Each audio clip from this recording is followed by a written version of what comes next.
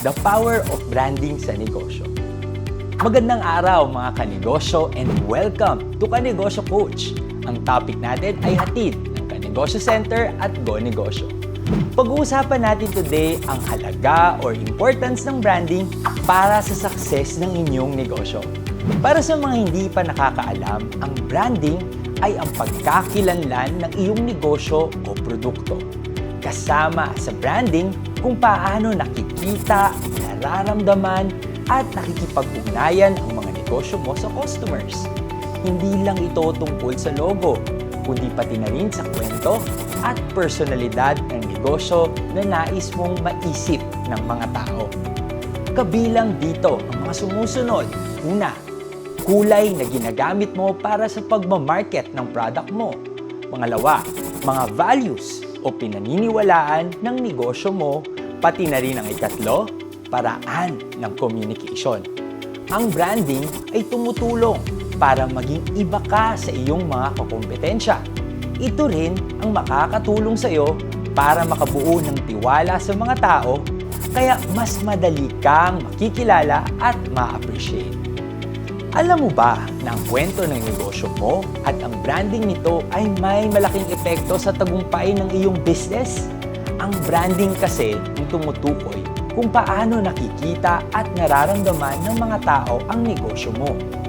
Kaya naman, mahalaga na may malinaw kang branding na nagpapakita ng personality ng negosyo mo.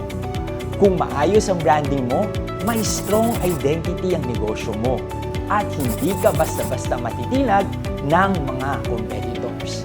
Pinapakita ng branding ang halaga mo sa target market mo at kung anong klaseng serbisyo o produkto ang maaasahan nila sa iyo. Kaya bilang mga nagsisimula sa negosyo, pwede mo ring i-highlight sa mga marketing efforts mo ang values na gusto mong i-advocate o ang kwento ng mga produktong binibenta mo. Halimbawa, kung ang negosyo mo ay pagbebenta ng mga handmade products, maaari mo itong promote gamit ng mga short videos na nagpapakita kung paano ito ginagawa ng mga local artisans na may malasakit sa kanilang craft. Sa ganitong paraan, maaari mo ring maisama ang suporta sa local makers bilang bahagi ng advocacy ng iyong negosyo. Kapag naririnig ng mga tao ang kwentong ito, mas magiging interesado silang bumili dahil alam nila na may puso at dedikasyon ang negosyo sa bawat item na binibenta. Para sa mga customer, hindi lang produkto o serbisyo ang binibili nila. Binibili rin nila ang halaga or ang value ng iyong ibinibenta. At hindi lang sa mga customers ito mahalaga. Ang isang malakas na branding at brand story ay makakatulong din sa pag-attract ng mga empleyado na may passion at dedication sa trabaho. Kaya tandaan, ang branding at business story ay hindi lang marketing strategy. Ito ay paraan para makabuild ng relationship at tiwala sa iyong mga customers. Sana ay marami kayong natutunan tungkol sa halaga ng branding at mai-apply nyo ito sa inyong negosyo.